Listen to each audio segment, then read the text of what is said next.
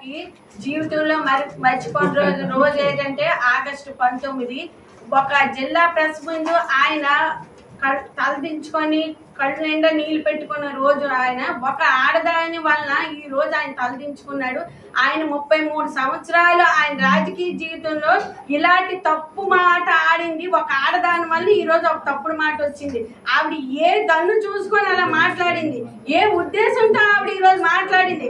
ఒక ఎడ్యుకేటెడ్ ఒక టీచర్ ఈ రోజు ఒక ఎమ్మెల్యే గురించి తప్పుడు మాట నాకు లైంగికంగా ఇచ్చేశారన్న మాట ఆవిడికి ఎలాగా మాట్లాడాలనిపించింది. ఒక ముగ్గురు కేబీజీబీ స్కూల్ ప్రిన్సిపల్తో పిలిచి మీటింగ్ పెట్టినందుకు ఆవిడ తప్పు మాట్లాడుతుందా? ఆ టైమింగ్ ఏంటి, ఆవిడ చెప్పిన టైమింగ్ ఏంటి నోట్ చేసుకున్నారు ప్రెస్ మీడియాలో అందరూ. ఈ రోజు అదే విధంగా చింతాడు రవి గారు ఈ రోజు ఏం ప్రెస్ మీట్ పెడుతున్నారు? ఆయనకు ఒక అక్క చెల్లెలు లేరా? తల్లి ఆడదాయి కదా, అక్క చెల్లెలు ఆడదాయి కదా. ఒక ఆడదాని గురించి రవికుమార్ గారు మాట్లాడారంటే అది అబద్ధం. ఆయన ఏ రోజు ఆడబిడ్డల కోసం ఒక్క మాట ఆడలేదు. ఆయనకి 2 ఆడపిల్లలు ఉన్నారు. ఆయన ఎంపీపీ దగ్గర నుంచి రాజకీయ కుటుంబం నుంచి వచ్చి ఒక విప్పుగా చేసి ఈ రోజు ఒక ఎమ్మెల్యేగా చేసి ఈ రోజు ఒక పిఈసి చైర్మన్ గా చేశారంటే చంద్రబాబు నాయుడు గారికి ఆయనకున్న తెలివితేటలు బట్టి ఇచ్చారు. ఇలాంటి తప్పుడు మాట్లాడి ఇలాంటి తప్పుడు ప్రచారాలు చేస్తున్నారే చింతాడు రవికుమార్. ఆయన ఎప్పుడండి, ఆయనకి ఏంటండి రాజకీయంగా ఎక్స్పీరియన్స్? రవికుమార్ గారి దగ్గర ఆయన ఎన్నాళ్ళ ఎక్స్పీరియన్స్ గా ఉన్నాడండి. ఆయన ఒక రోజు టీచర్స్ ఎమ్మెల్సీ చేశాడు. ఏ పార్టీలో ఉండి ఆయన చేశాడు? ఏ విధంగా ఆయన చేశాడు? రవికుమార్ గారు సపోర్ట్ లేకుండా చేశాడా? చెప్పనండి.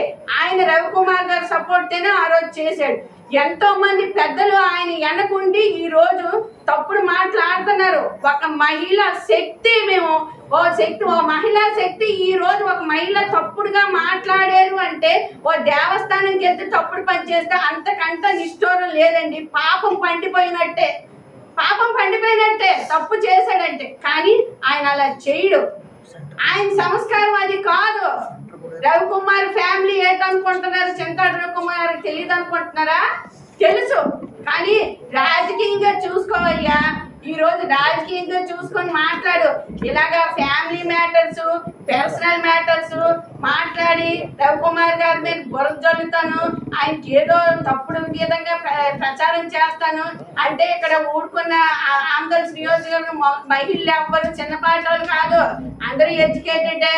మేము పెట్టగలం, మేము మాట్లాడగలం, మేము ఫొటోస్ పెట్టి మాఫిక్ చేయగలం, అన్నీ చేస్తాం. మాకు వచ్చు, మీకే కాదు. ఫోటోలు ఎట్టి ఇగోండి ఒంటి మెట్టలో ఎలాగుంది. సారీ మన పక్కన కూర్చొని ఫోటో తీసుకుంటే అది తప్ప? గుడికి వెళ్తారు, ఎంతో మంది మహిళలు వస్తారు, రామ్మ కూర్చో అంటారు. ఆయనకి అలవాటు, రామ్మ కూర్చో అంటారు. ఇలా భుజం మీద చేసుకుని ఉంటే ఏమి? తల్లితో వేసుకుంటారు, చెల్లితో వేసుకుంటారు, ఫ్యామిలీ మెంబర్ తో వేసుకుంటారు. రవికుమార్ గారికి అది అలవాటు. ఇలా కొట్టి మాట్లాడతారు. అది తప్ప? మనం తప్పుడు అభిప్రాయంతో ఏంటిది పచ్చకామర్ల వాళ్ళకి లోకం అంతా పచ్చకున్నట్టు ఏంటి చింతాడు రవి గారికి ఇంజనీరింగ్ కాలేజీలో ఐటెంలో చెప్పి అక్కడ ఆడపిల్లలు ఉన్నారు, ఆడపిల్లల గురించి దూషిస్తూ తప్పుకుంటారా? ఆయన ఒక లెక్చరర్, ఆయన ఆడపిల్లకి చదువు చెప్తున్నాడు. ఇంకో ఆడపిల్ల గురించి రవికుమార్ గారు తప్పుగా మాట్లాడేదని ఎలా మాట్లాడగలుగుతున్నాడు?